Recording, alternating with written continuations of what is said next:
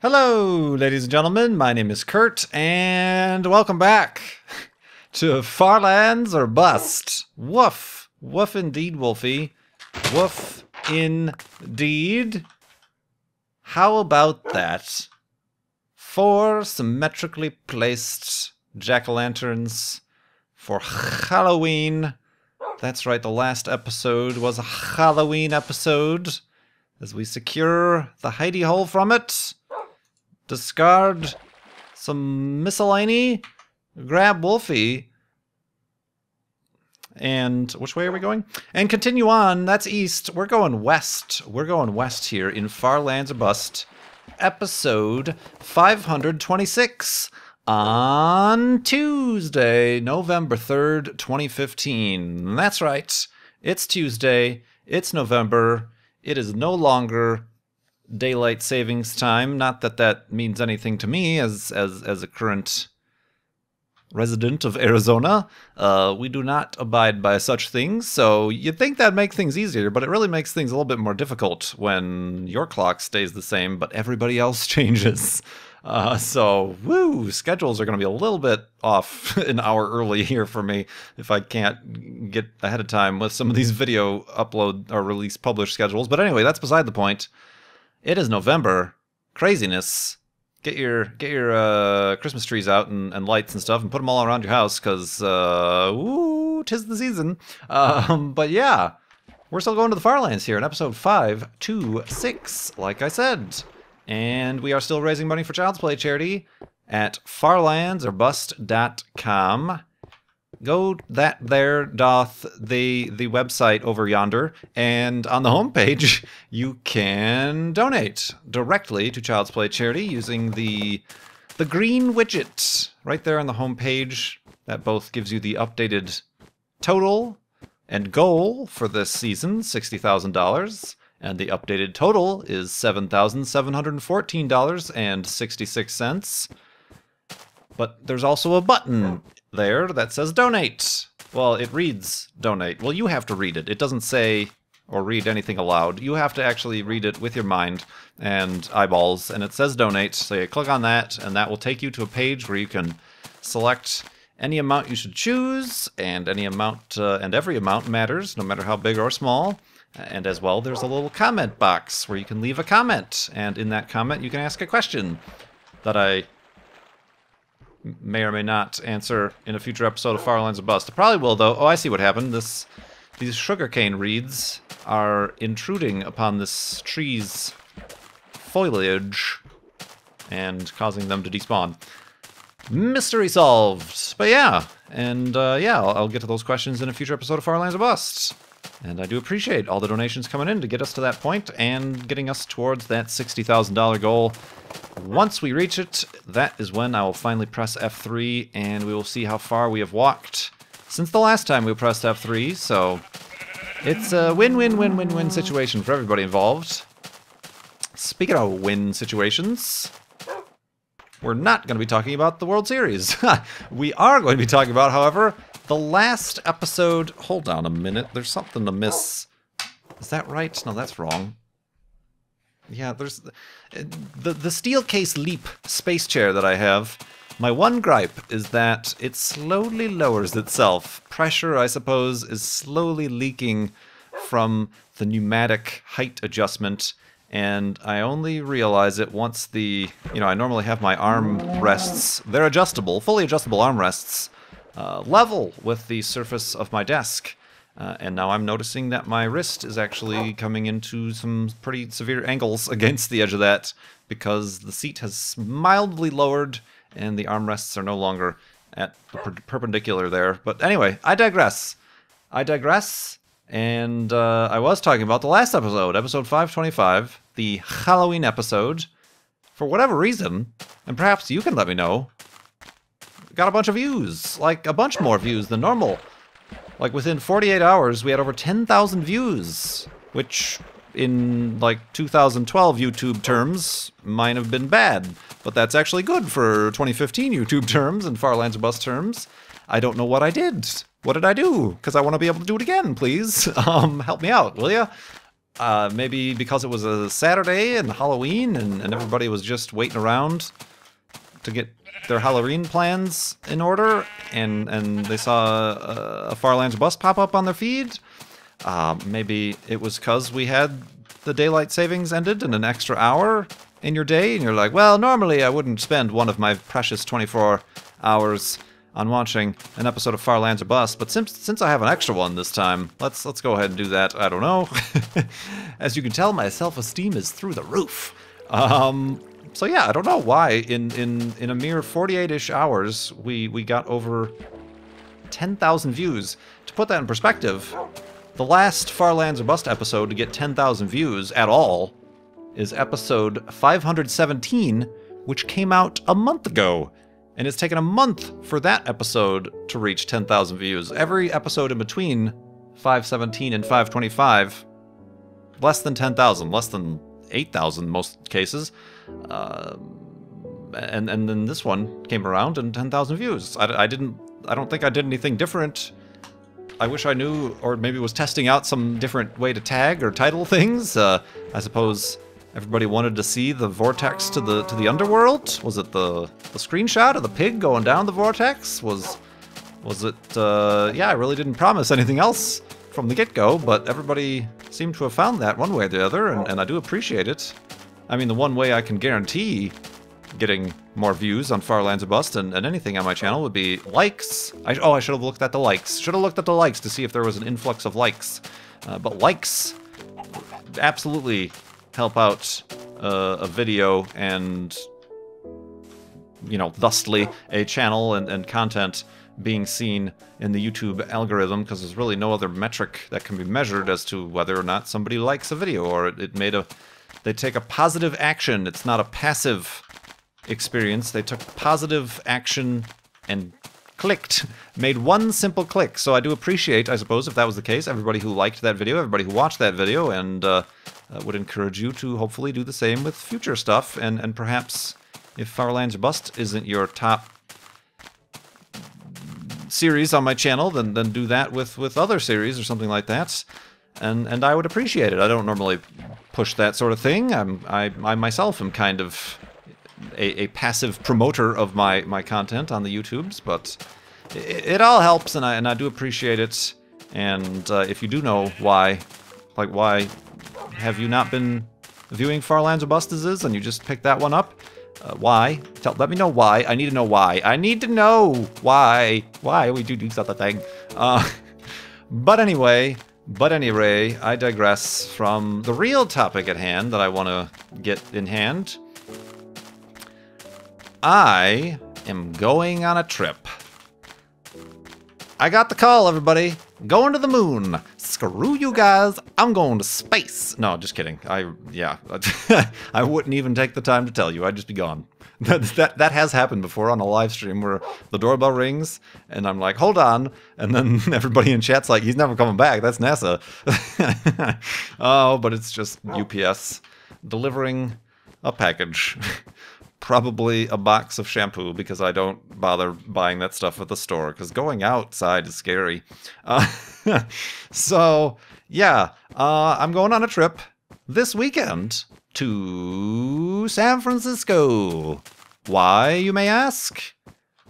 For the Mindcrack Marathon 2015, we've had these happen twice in the last 2 years. The first one, we actually supported Child's Play charity and rolled over the number into the Farlands Bust charity goal when we kind of stretched ourselves a little bit thin and we tried to raise $100,000 in a season and it wasn't looking like it was happening. Mindcrack stepped up and said, let's help out, and blew those doors off during that Mindcrack Marathon. And then last year's Mindcrack Marathon was a 24-hour affair. And we all played a very interesting UHC. That's where the Pause on Pause fed his horse a golden apple, a notch apple, I think. And that's when that all transpired. We had that live UHC and other stuff. And this year, stepping it up a notch, we're actually, the vast majority of Mindcrack members are getting together, flying from around the globe to San Francisco to a studio, a private studio situation where we're all going to be able to play video games together and have a live Mindcrack marathon raising money this time for Extra Life charity. Let me give you a little bit more details about that and other such relatables in the morning. If I can build the elevated hidey hole quickly. Oops. There we go. And a boosh. Nope, that's wrong. I said a boosh right there. And asleep. And indeed.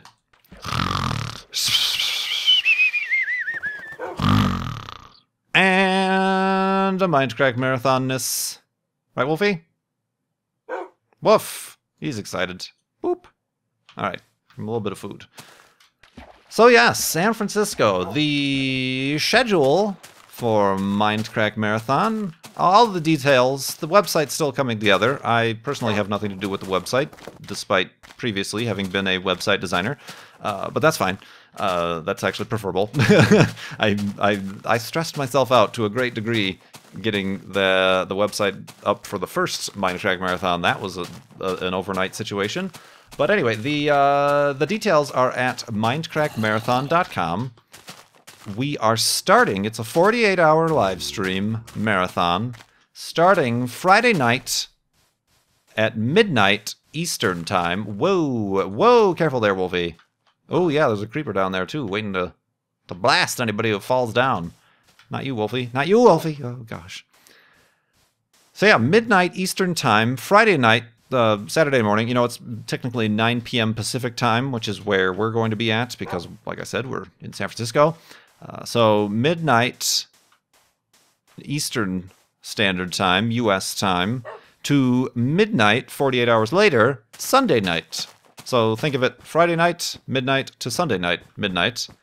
We'll be going for the full 48 hours, taking shifts. Like I said, we have a whole big crew coming, all the way from Europe and all around the globe. Some exciting names that, you know, people you are familiar with from my channel, doing co-ops and stuff with.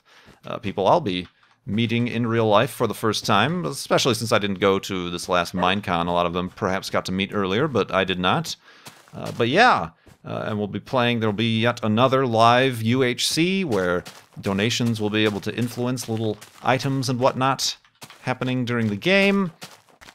There'll be, you know, other games, Xboxes and stuff will be playing, co-op and multiplayer games, and there's going to be, like, camera feeds and whatever happening. You can watch it at mindcrackmarathon.com or at the Twitch channel itself, but I do believe the Mindcrack Marathon website has a bit more information and more direct ways to donate to the charity and whatnot.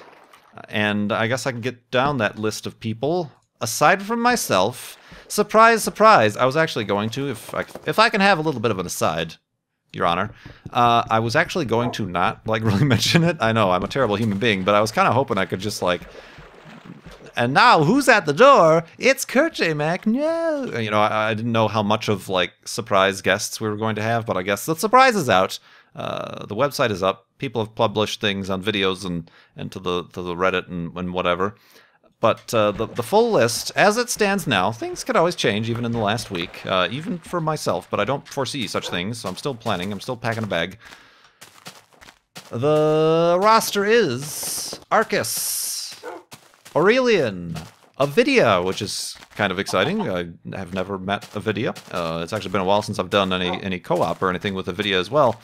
But Avidia is heading out there. I think that's kind of his first group public appearance. I mean, he's shown his face and stuff like that, but it's just, careful, Wolfie. He hasn't gone to any conventions or anything before. So Avidia, Doc, all the way from Germany, Jay Sano, Nebris, OMG Chad, Packrat. I believe this is going to be a face reveal for Packrat situation, because we've never seen Packrat's face. Packrat, Pyro Puncher, all the way from Europe. Where is he living?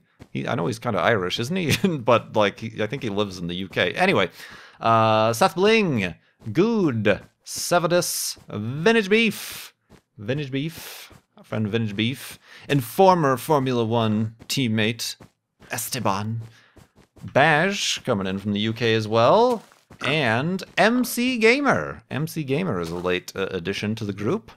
And I think that is the list of folks, in addition to myself, who are attending this whirlwind weekend. We're literally flying in and then flying out, so that's good times, for Extra Life charity. And yeah, it's scary. A little bit overwhelming for me, probably going to be.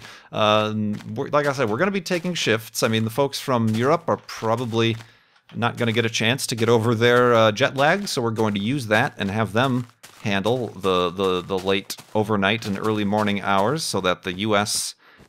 North America crew can sleep, and then we'll swap out or whatever. Or I think a few people are saying that they're going to try to just be up and there for the whole 48 hours. They're crazy, and I doubt their ability to do such things, but we'll see. I am not going to attempt such a thing. I enjoy sleep, and will be taking advantage of it.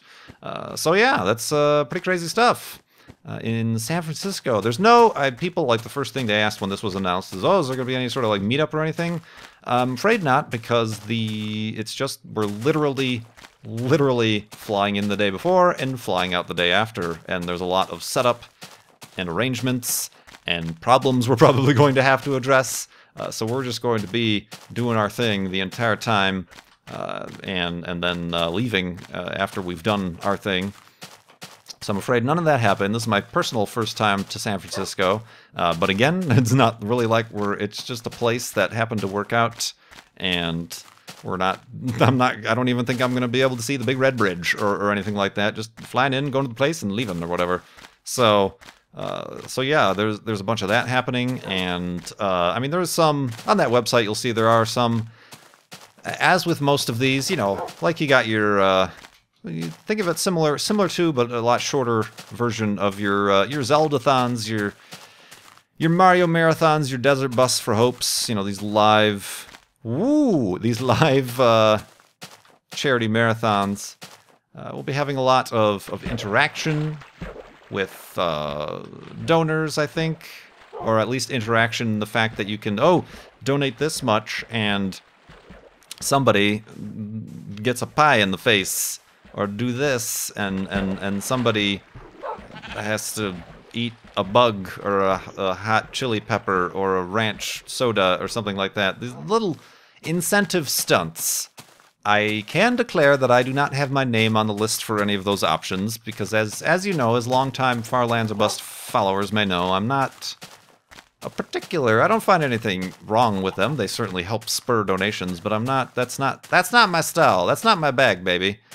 I tried that, like with each 10% raised for Child's Play charity, I would do something, and that's where the Lego space shuttle thing came from, and a few other things, but I found it to be both distracting from my own personal The Farlands or Bust thing, also trying for my own social situations, social anxieties, and introversion and personality. So I generally will not be participating. I mean, we'll see when I get there if there's some, like, oh, wear a funny hat. Okay, I'll wear a funny hat, whatever. But, you know, the lighter fare I might participate in. And perhaps I'll keep an eye on chat and my Twitter to see if Farlanders have a particular request that I could perhaps appease. Careful, Wolfie, I say. Appease y'alls with. For that, but yeah, that's gonna be interesting.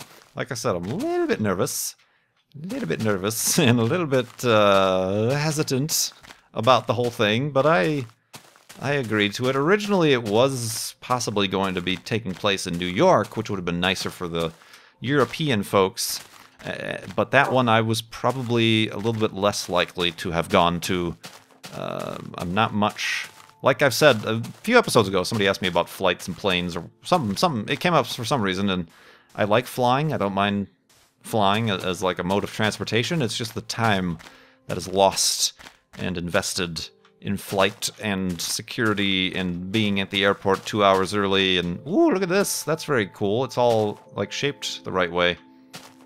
It's like there's this was once here, and a great shift took place and separated these two continents.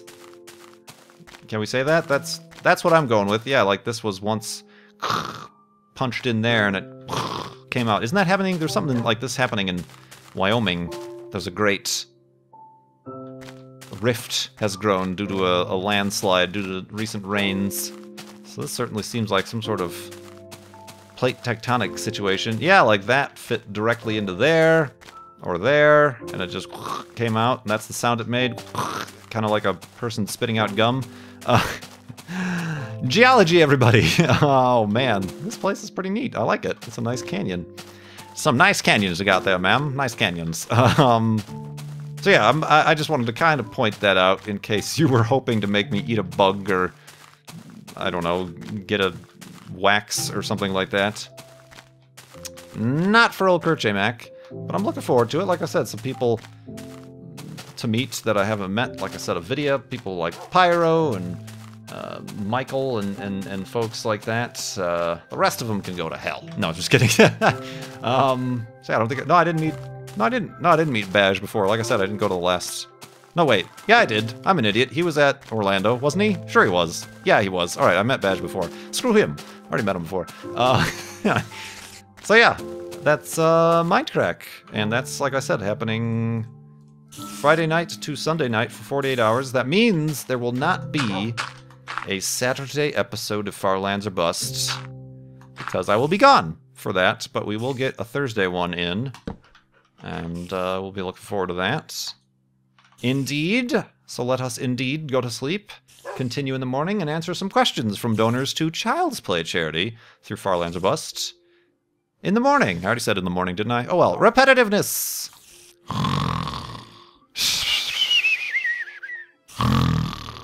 And awakeness. I think there's a spider spawner down here. Ooh, spooky spider spawner noises. Alright, one more dig. And if I don't see anything, then it's... Nope, it's a shame. There's definitely a spider spawner under there, but... And there's a skeleton right there, so we're gonna... mosey on west towards those Farlands, regardless. Because them's the rules we've decided. If I don't immediately see the cobblestone, the spawner, or have, you know, the visual evidence of a collapsed-in sand for a spawner shape, then we will not explore it, because we did waste a bunch of time early on. Ooh, I hear a bunch of noises. We'll have to dig around for 25 minutes trying to find this stinking spawner. So here is an anonymous question from an anonymous donor to Child's Play charity at farlandsbus.com.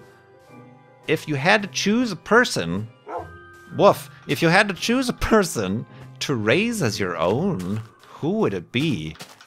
This might have been categorized with the weird questions from the last episode. To raise as your own? Like, people that are already existing and are already adults? Like, I would choose them to have them no longer be adults and raise them from babies? As babies? Babies? I'm gonna go with nobody, because I don't even want to raise anybody at all. As you know, that's a decision I'm fairly confident in this at this juncture of my life. So yeah, I don't want to be raising nobody, if you don't mind if I do. That is a weird question. Like, what is that from? That feels like that couldn't have just been a question you thought up out of nowhere. Do I still... I think I do. Hold on a minute. I meant to change this when I came back. Oh no, view I've changed it. Alright, I thought I did. View bobbing is on. View bobbing! Yeah, that was something we tested turning off at the beginning of the last episode, or at the end of the last episode. I found it, and some of you found it as well in the comments, to be a bit too floaty, as I think and see. Similarly, when I watch other videos of Minecrafters playing with view bobbing off, I'm like, that's not natural. Wolfie thinks so too. Woof. So yeah, I don't know who I would raise as my own, because I'm sure if I raised them, I would mess it up somehow, and then they would not be that person that I wanted to raise as my own. Yeah, there's that answer. I'm really terrible at these hypotheticals. You should learn by now. Oh, man. Here we go. This one from Herman. Actually, a few questions, a series of questions. What is the coolest slash weirdest thing you've found during hiking or otherwise? I recently found some deer bones on a hike. It was pretty cool. Deer bones! I don't think I've ever found anything too interesting. I've seen interesting stuff. You know, you go hiking in the Grand Canyon or elsewhere. Recently, up in Sedona, I was hiking, or walking more so, taking it leisurely, and saw a fairly alarming snake. I don't know what it was, but it's striped, colored. It was maybe 1.5 feet long total, and at first I didn't realize what it was until it started slithering away. And I don't know what the rule is. There's like a limerick or something that lets you know whether or not a snake is poisonous. And this one was, what was it? It was yellow and on black. It was yellow, black, and white, and the yellow was touching the black, or the orange. I don't remember. I have a very blurry picture of it. I'll have to reference that at a later date. But it's something like yellow and black, and its name might be Jack. Yellow and red, and it'll make you dead, or something like that. There's some words that go together that make... I'm just going to avoid all the snakes. I'm just going to assume that they're all venomous, and we'll just leave that at that. So yeah, that was different. I did find, as a kid, we took vacations to Florida every now and again to the beach, and me and my sisters went out one morning to find the shells. You know, shells that sweep up on the seashore overnight. Most of the elderly folks from Florida go out shelling way earlier than we did, so it was mostly picked over. But I saw, as we were walking, out of the corner of my eye, lifted up by a tiny, tiny wave, a bright object that was very large, and I very enthusiastically jumped towards the water. We were not wearing like our bathing suits or anything like that. We had literally just woken up. I was just wearing like shorts and flip-flops. I apparently very comically and enthusiastically, according to my sisters, leapt into the water, thrust my hand beneath the waves, and pulled out a shell that was the size of a football. It was a small football, but a football. It was one of these shells. My little sister actually didn't believe me. She's like, no, you bought that at the store earlier and are just trying to trick me into thinking you found a giant shell.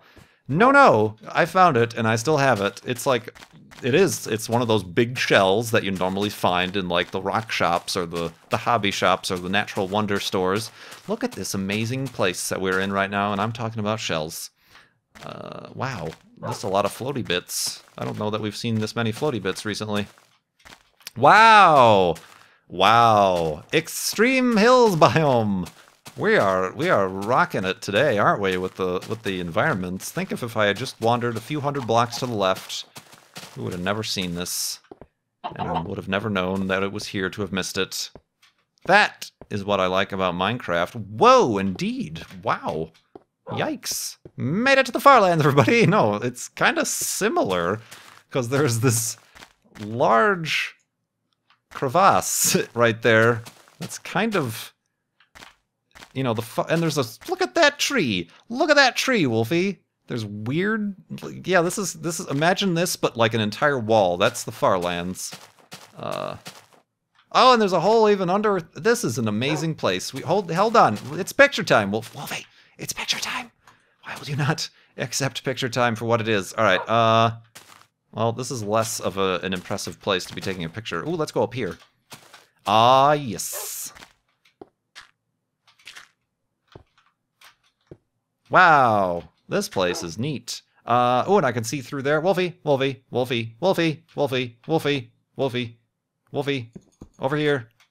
here. Oh my god. What is wrong with you? Alright, now up. Yeah, we can kind of slightly modify the landscape for our own uses. Whoa! There we go. Here we go. Alright, F1. Wolfie? Hey, you there. You, yes. Click. Panorama. Ooh, that big block in our foreground is going to kind of mess up the panorama a bit, but... Oh, look at that platform right there. Right on the right side of the screen. I'm sorry, boop is the noise that my camera makes. Boop, boop, boop. Neat stuff. I do like this place indeed. Whoa, gosh. There we go. That's when I'm recording this, if you would like to know. What was I saying? Oh yeah, the shell. So I found a neat shell, so that was kind of neat. Careful, Wolfie, careful, Wolfie, careful, Wolfie. You're fine. What? The next question. What? What? Oh wow, this whole place is neat, and I wish that wasn't dangerous through there, because I want to go through it. Hey guy, what's up? Ah, neat. I'm gonna have to kill this guy. Oh, careful, Wolfie, don't! Oh, dang, that guy hurt you a lot, and now that skeleton is coming after us. Have a seat. Have a seat, I say. I say have a seat, see? See, say, so, say, su, sa. Oh, here he comes. What was I saying? Oh. Did that even... That did. Oh my goodness, this is a dangerous... Do they drop down on you from that height? I think we should be fine. We should be fine. Shibba. Oh, wow, wow! Wow. I like this place. Oh, sorry. In case you didn't notice. No, neat. There's even a hole right there. What are the most extreme temperatures you've ever been in? The warmest for me is 114. Coldest would be -36 Fahrenheit. I don't know. I can't quite say I've recorded them. I fully intended to kind of make a deal about getting out in the Phoenix heat, and I'm fairly positive it was above 115 on more than one occasion this summer. But I'm sure the most that I went out to deal with it was to let Eva outside or get the mail or something like that. So I really didn't you don't want to do anything strenuous or dangerous in that kind of heat. But it's a dry heat. That's a joke. It still stinks. Neat. Look at that. That's awesome. Coldest? See, I always confuse what the wind chill was. We're going to make our hidey hole up here, which might be a bad idea because there might just be emptiness and void beneath us, but we'll try. Ho! That could have been bad. Watch your step there, Kurt. I'm pretty certain on more than one occasion we had some wind chills that were well into the negative 30s, negative 40s even in Chicago. I mean, that's just the kind of thing that I would typically be a nut and like, well, gotta go get the mail. It's -40 out, but I'm gonna do it in a t-shirt because -40. So like that's fun. But yeah, I'm not sure. I never actually like kept a record or anything like that of it. Maybe I should. But yeah, those are, I suppose, extremes. I do remember a couple years ago, Chicago had a particularly blizzard event where my car got covered, and like the wind was blowing things, and there were drifts, many drifts, and going out, and that was kind of an interesting. I don't think it was particularly cold because it was snowing. Oh, we had like thunder snow and stuff, but that was good times. And then finally, what got you into hiking? I'm not sure if this has been axed before, but if there's a specific event. No specific event. Oops, I don't want to make boats, I want to make beds. Just something I always liked. I mean, I kind of liked, even as a kid, riding my bike, exploring, burping, exploring new places, getting far away from places that you might find familiar. But yeah, there's like nobody particularly in my family or anything or that, could have impressed that upon me. It was just kind of a thing I started to do because I'm not really into other activities like running or sprinting or sporting or anything like that. So hiking, it seemed like a kind of a neat thing, and it is a neat thing. It's exploring and nature and scenery and getting away from civilization, I suppose, for a bit. And then I started doing Farlands or Bust. So hey, it all wraps in together, I guess. So yeah, thanks for that donation, Herman, and those questions, and the previous questions came from the anonymous donor, and all the donations we've gotten to Child's Play charity through farlandsorbust.com. Thank you very much. Like I said, we'll be doing another episode on Thursday, same time, same place, but we will be missing this Saturday's episode, but that's all right. You guys should be watching the Mindcrack Marathon, mindcrackmarathon.com. Give you another reminder on up on the next episode, and also feel free to follow me on Twitter. Kurt JMac is who I am there, and I'll have updates about that, and we'll post little behind the scene pictures, I guess, from the marathon, and whatever goes on, that's where it'll be happening. So thank you so much for watching. My name is Kurt. Let me know why the last episode was so popular. And I will see you next time.